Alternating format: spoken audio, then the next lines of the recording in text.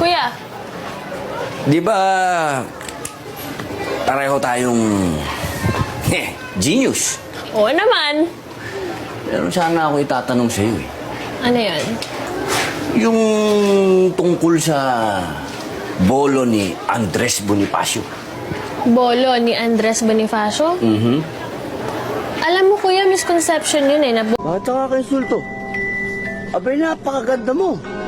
You're so beautiful. Bakit na bagay sa'yo yung damit na yan, mga pambabaeng damit? Alam mo, nung nasa elementary pa lang tayo talagang kursunada na kita.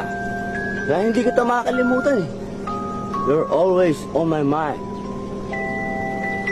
Nako, lalo na yung mga pikit-pikit na gano'n. Nako, lalo na yan. Yung mga matang yan na parang estrelyang kumukuti-kutitap. Nagniningning. Sandali. Ako ba nililigawan mo? Hoy hindi tayo talo. Pwede ba? Nangingilabot ako sa mga sinasabi mo. O sige, sagutin mo na lang yung tanong ko. Bakit ba gustong-gusto mo na susuot ng mga palalaking damit na yan?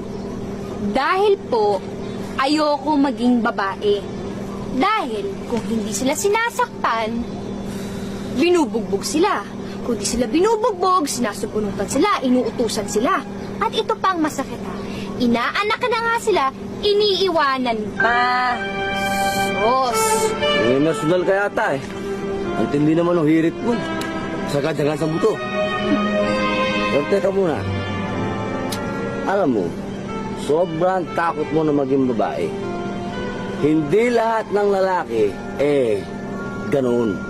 Kami mga lalaki, marunong kami rumispeto. We know how to respect the woman. Alam mo, totoong sinasabi ko eh. Sige, magbibigay ako ng halimbawa. Katulad na lang yan tatay ko, ha? Sobrang kababawan ng tatay ko. Simula nung maliit pa ako hanggang sa nagkaroon na ako ng isip, ang lagi nang ginagawa sa nanay ko,